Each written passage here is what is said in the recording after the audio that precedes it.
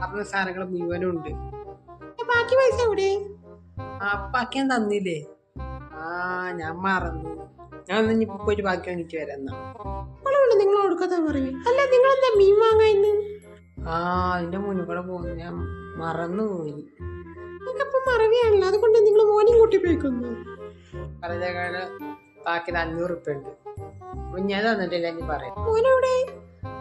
ലോന്റെ പോന്നീന്നു. എനിക്ക് തോർത്ത് നോക്ക്.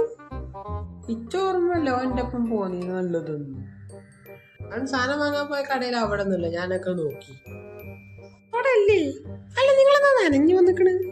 പിന്നെ മയത്ത് നടന്നു വന്ന പിന്നെ നനയില്ലേ. വണ്ടിയിട്ടല്ലേ പോയത്? അപ്പൊ ഇവിടുന്ന് വണ്ടിയിട്ടാ പോയി. വണ്ടി ഞാൻ മറന്നു. മറവീതിക്ക് പരിഹാരം ഞാൻ പറഞ്ഞുതരാം. നിങ്ങളെ മകനെ വണ്ടി കൊണ്ട് വിടണം.